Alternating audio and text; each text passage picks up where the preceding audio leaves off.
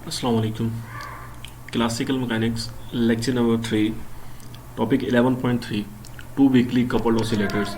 इससे previous lecture के अंदर हमने 11.1 के अंदर two masses connected by three spring के बारे में स्टडी किया। देन हमने two identical springs with equal masses को हमने स्टडी किया। Now 11.3, two weakly coupled oscillators. Same example जो हम पिछले दो टॉपिक्स के अंदर डिस्कस करते आए हैं। दो कार्ड्स हमारे पास सेम डायरेक्शन के अंदर मूव कर रही हैं और दोनों कार्ड्स M1, एक कार्ड M1 है और M2 है, और दोनों कार्ड आपस में एक स्प्रिंग्स के जरिए जो है कनेक्टेड है। पहले दो कार्ड्स अपने एडजेसेंट वॉल्स के साथ स्प्रिंग K1 और K3 के साथ कनेक्टेड हैं, एंड दो कार्ड्स आपस के अंदर K2 स्प्रिंग के साथ कनेक्टेड हैं। इट्स मीन K2 स्प्रिंग जो है वो दो कार्ड्स को, दो ऑसिलेटर्स को कपल्ड कर रहा है। अगर K2 स्प्रिंग मौजूद ना हो तो दोनों कार्ड्स वो इंडिपेंडेंटली ऑसिलेट कर सकती हैं। सो K2 जो है वो मेन एक रोल प्ले करता है इस ऑसिलेशन के अंदर। अ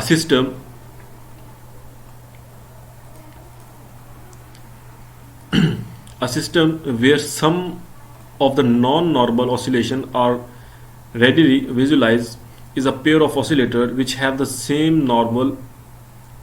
natural frequency and which are weakly coupled। अब इसके अंदर हमारे पास इनकी दो कार्ड्स की जो नेचुरल फ्रीक्वेंसी है वो सेम है, लेकिन ये दोनों कार्ड्स जो हैं वो आपस में वीकली कपल्ड हैं। अब दो कार्ड्स को जो कपल्ड कर रहा है स्प्रिंग, वो स्प्रिंग कौन सा था? K2 स्प्रिंग था। इट्स मीन जो K2 स्प्रिंग है वो वीकली कपल्ड है, वो बहुत वीक है। इट्स मीन हमारे पास K1 और K3 इक्वल हैं और K2 जो है वो लेस देन K है। Consider the two identical cords which are attached to their adjacent walls by identical springs and to each other by a much weaker spring force constant।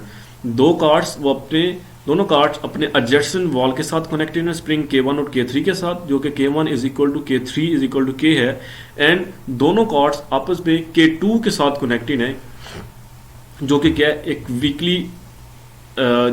Weaker spring force constant है। तो हमारे पास net force on card one के ऊपर net force, जो कि हम first topic के अंदर 11.1 के अंदर हम डिस्कस कर चुके हैं, वो हम किस तरह नेट फोर्स निकालते हैं। M1 x1 double dot into minus K1 plus K2 x1 plus K2 x2 and net force on the card 2 के लिए। देन हमारे पास जो इक्वेशन ऑफ मोशन है, इन दोनों को कंबाइन करने से mx double dot is equal minus KX। Now हम आते हैं अपने मैथ मैट्रिक्स की तरफ। हमारे लिए मैथ मैट्रिक्स सेम वही होगा जो 11.2 के अंदर हम सॉल्व करके हैं, क्योंकि इसके अंदर में हमारे पास दो मैसेज हैं और दोनों मैसेज इक्वल हैं। Then M0 into x into x1t और x2t आ जाएगा, एंड k।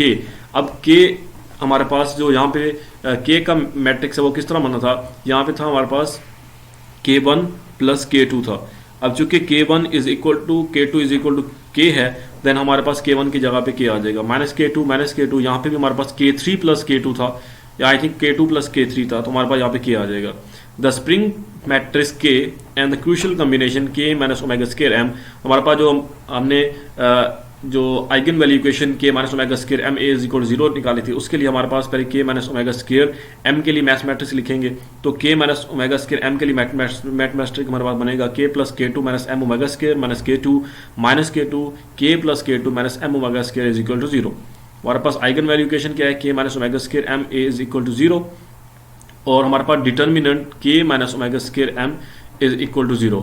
हमें इस वैल्यू का हम डिटर्मिनेंट लेंगे, हमारे पास K plus K2 minus omega square whole का स्क्वायर माइनस K2 का square is equal to 0। A square minus B square, जब हम इसकी सिंप्लीफिकेशन करेंगे तो K minus omega square M K plus 2K2 minus omega square is equal to 0। तो हमारे पास इस केस के अंदर हमारे पास टू नॉर्मल फ्रीक्वेंसीज हमें मिलेंगी। Omega is equal to under root K over M, omega is equal to K plus 2K2 over M। जिस तरह हमें 11.2 के अंदर हमें दो नॉर्मल मोड्स मिली थी, ओमेगा 1 और omega 2। Omega 1 is equal to under root K over M था, और omega 2 is equal to under root 3K over M था। तो हमने दोनों नॉर्मल फ्रीक्वेंसीज के लिए, दोनों मोड्स के लिए हमने उसके सोल्यूशन को फाइंड किया था। सेम इस प्रॉब्लम के अंदर भी हम दोनों कार्ड्स के लिए, दोनों मोड्स के लिए हम उसके सोल्यूशन को फाइंड करेंगे। Now using eigen value equation क्या है? K minus omega square M omega square A is equal to 0 for mode 1। For mode 1 के लिए हम सोल्व कर रहे हैं omega 1 is equal to under root K over M from K minus omega square M A is equal to 0।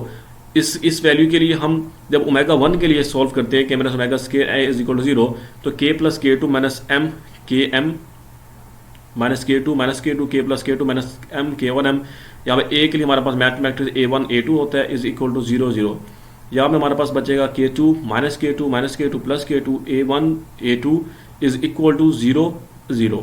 K2 यहाँ से हम क्या लेंगे, कॉमन लेंगे, तो हमारे पास 1 माइनस 1 A1 A2 0 0। जब इसको इस मैट्रिक्स को सोल्व करेंगे तो हमारे पास आएगा A1 minus A2 minus A1 plus A2। तो हमारे पास इस दोनों के लिए हमारे पास A1 is equal to A2 हमारे पास वैल्यू आएगी। दोनों हमारे पास कांस्टेंट एक दूसरे के इक्वल होंगे, A1 is equal to A2, तो हम उसको नाम दे देते हैं C1 का। Now solve for the second mode. अब हम सेकंड मोड के लिए सोल्व करेंगे।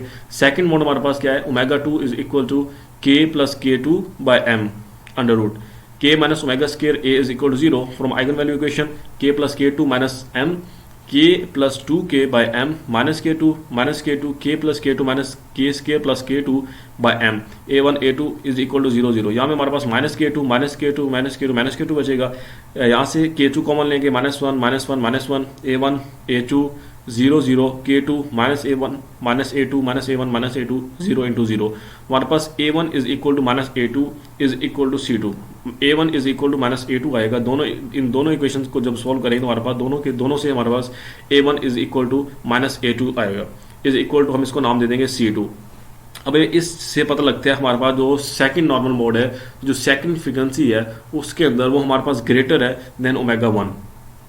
सेम हमारे पास केस 11.2 वाला केस बन जाता है, जैसा कि हमारे पास दोनों फर्स्ट नॉर्मल मोड के अंदर हमारे पास दोनों carts same frequency same amplitude के साथ ऑसिलेट कर रही थी और वो दोनों इन फेज थी। और नॉर्मल सेकंड नॉर्मल मोड के अंदर हमारे पास दोनों फ्रीक्वेंसीज दोनों कॉर्ड्स जो आउट ऑफ फेज हो जाती हैं। तो टू वीकली कपल्ड ऑसिलेटर के केस के अंदर भी सेम इसी तरह होता है। फर्स्ट मोड के लिए हमारे पास दोनों कॉर्ड्स सेम एम्पलीट्यूड के साथ इन फेज ऑसिलेट करेंगी एंड सेकंड फ्रीक्वेंसी के अंदर सेकंड मोड के अंदर हमारे पास टू कॉर्ड्स सेम एम्पलीट्यूड के साथ लेकिन आउट ऑफ फेज ऑसिलेट करेंगे। In the present case omega 2 is very close to the omega 1। Omega 2 जो है वेरी क्लोज टू ओमेगा 1 है since K2 less than K। In the present case omega 2 is close to the omega 1। Omega 2 second mode जो है वो first mode के close very close since K2 less than K।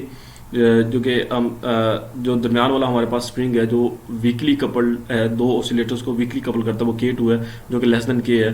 To take advantage of this closeness it is convention to define, इस closeness की advantage को लेते हुए it is convention to define omega naught. तो हम ओमेगा नॉट को define करते हैं। ओमेगा नॉट क्या चीज़ है, omega not to be average of the two normal frequencies. Omega not हमारे पास दो नॉर्मल फ्रीक्वेंसीज का एवरेज है। Omega not is equal to omega 1 plus omega 2 by 2। Omega 1 is equal to, यहाँ पे हमारे पास ओमेगा नॉट ओमेगा 1 ओमेगा 2, हमारे पास omega 1 is equal to omega not minus epsilon और omega 2 is equal to omega not plus epsilon. From 11.10 हमारे पास जो complex solution हमारे पास जो उसकी इक्वेशन हमने सॉल्व की थी 11.1 के अंदर, z of t is equal to a e iota omega t। a e iota omega t we have for the first mode. पहले हम फर्स्ट मोड के लिए सॉल्व करेंगे। z of t a1 a2 e iota, यहाँ में हमारे पास क्या है ओमेगा 1। ओमेगा 1 किसके इक्वल है, omega not minus epsilon into t. Then see यहाँ से हमारे पास A1 हम कॉमन ले लेंगे, 1 e iota omega not minus epsilon T. Because A1 is equal to A2 is equal A1 is equal to A2 is equal to हमने C1 का नाम दिया था, इसलिए हमने C1 C2 लिखा और C1 हमने कॉमन ले लिया। तो 1 into 1 e iota omega not minus epsilon T. So we have for the second mode. अब हम सेकेंड मोड ओमेगा 2 के लिए सॉल्व करेंगे। z of t is equal to A1 A2 e minus iota omega not plus omega T. हमारे पास यहाँ पे C2 C1 और C2 आया था क्योंकि A1 is equal to A2 is equal to C2 था। तो यहाँ पे हमारे पास माइनस आएगा इसके साथ, क्योंकि हमारे पास A1 is equal to minus A2 आ रहा था। तो हमारे पास सेकंड नॉर्मल मोड के अंदर हमारे पास नेगेटिव का साइन आता है। यहाँ पे ओमेगा 2 है, omega 2 is equal to omega not plus epsilon not t आ जाएगा, तो exponential iota omega not plus e epsilon T.